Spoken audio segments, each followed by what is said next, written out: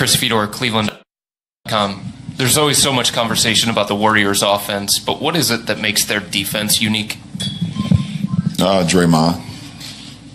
Draymond is the catalyst and the anchor for their defense.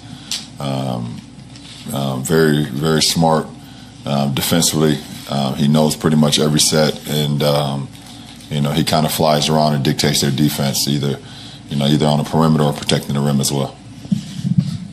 Joe in the front. Joe Varden, Cleveland.com.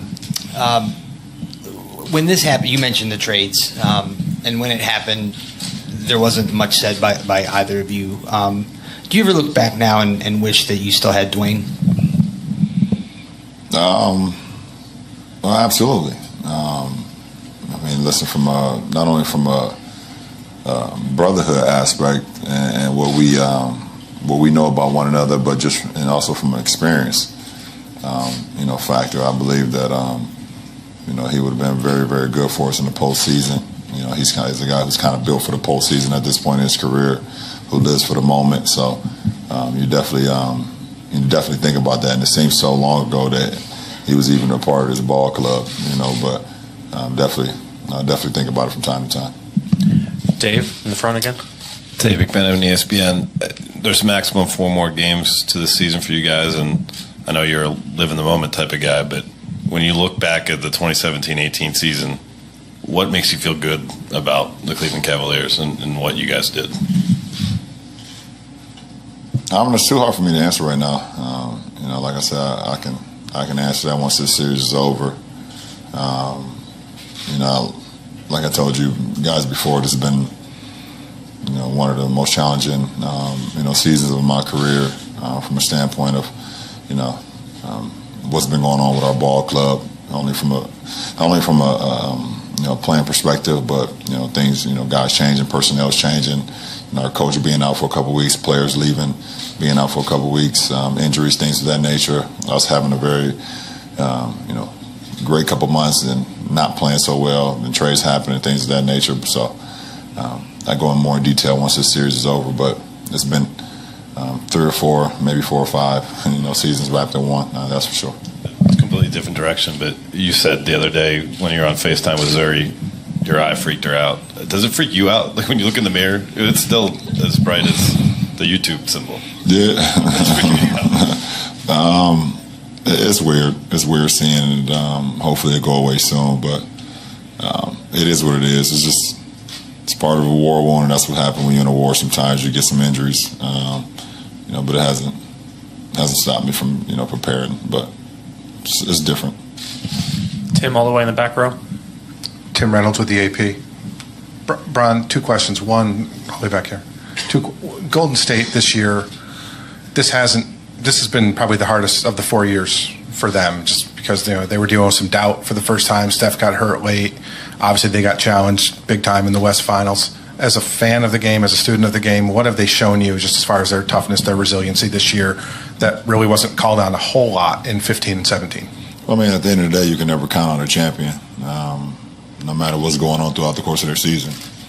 It's impossible to do that because they're just built from a different cloth, and I know that firsthand.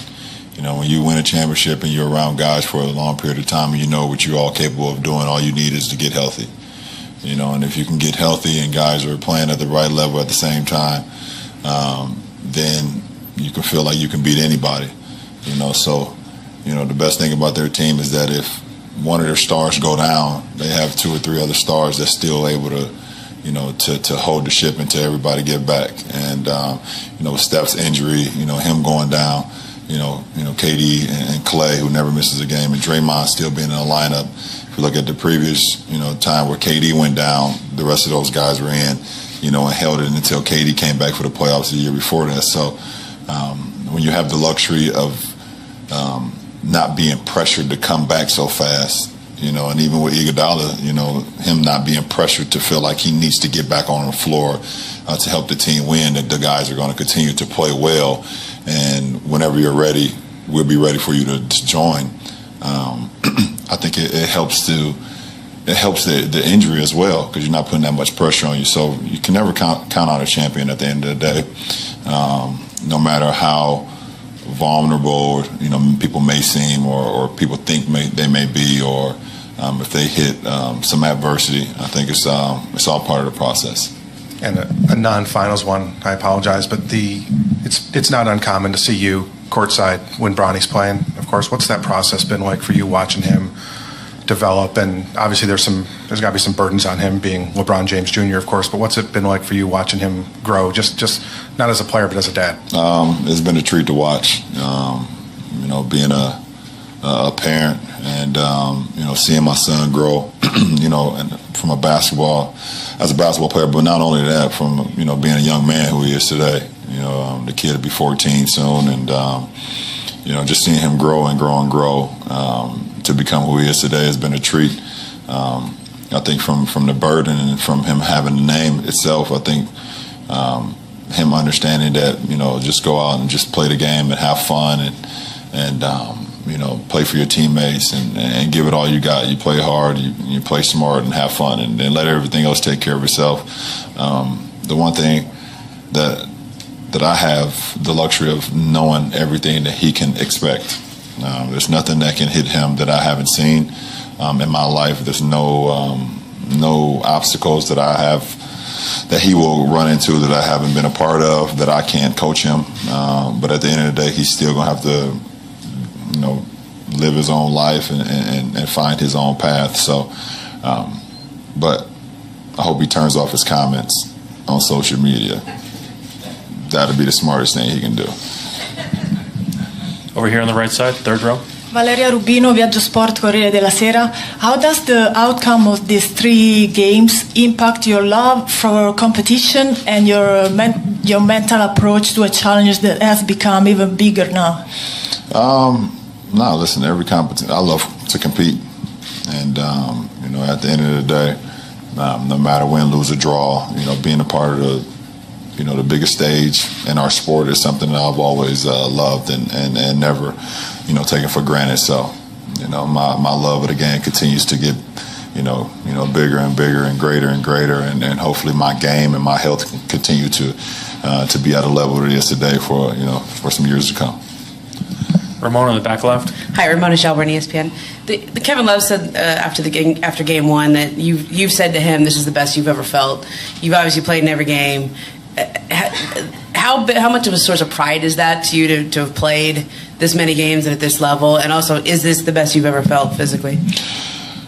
I think in the simple fact that, to be available to my teammates every single night and them knowing that I will be in uniform, that's the pride factor right there that I don't take for granted, and that's something I take a lot of pride on, just working my body every single day, no matter if it's a win, if it's a loss, no matter if we're getting in at 3 o'clock in the morning, 4 o'clock in the morning, just waking up that next day and doing something, either from a treatment side or lifting or conditioning or shooting, and just preparing myself for the long journey. I just feel like I'm in a great groove right now as far as my career, as far as my body, knowing, what I need to do to be in the best possible shape.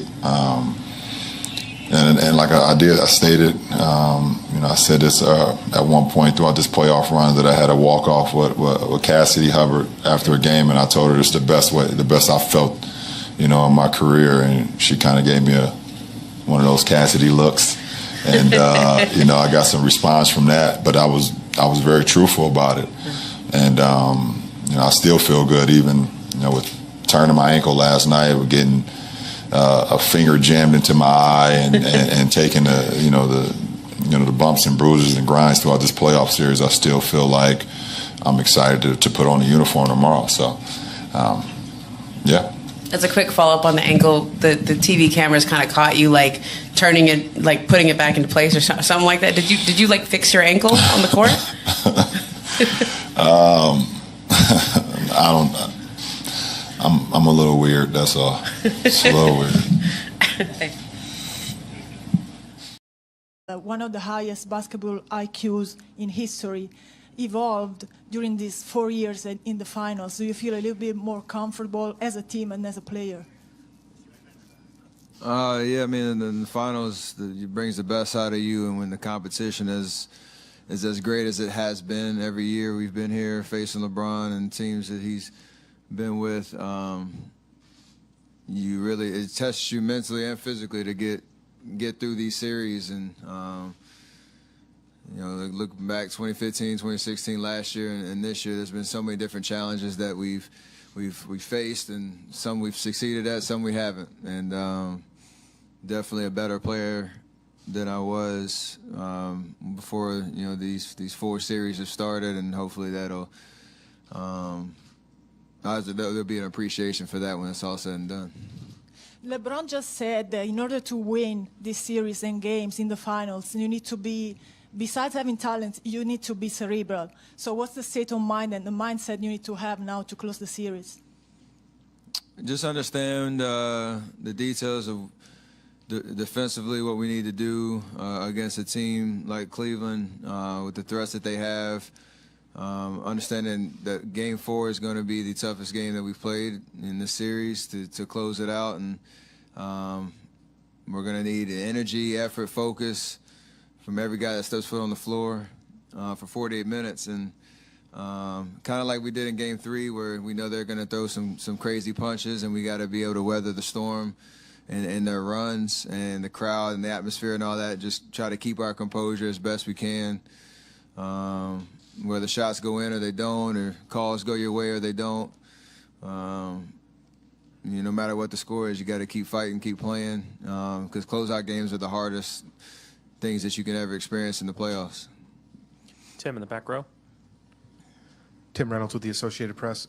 Steph, you guys are grown accustomed to winning 65, 67, 73, whatever the numbers have been the last 3 years. In a couple of ways, does you almost appreciate this run more because you guys had to show maybe a lot more toughness this season, had to deal with a lot more adversity this season than you had in the past 3? Does it almost make you appreciate what you guys are about to do more, given the journey that you've been on this year? At the end of every season and run that we've had, there's always an appreciation for the things you learn and things you've gone through. Going into this season, I don't think anybody could have guessed or predicted, the ups and downs and the roller coasters we've been on. So definitely a different year, just overall.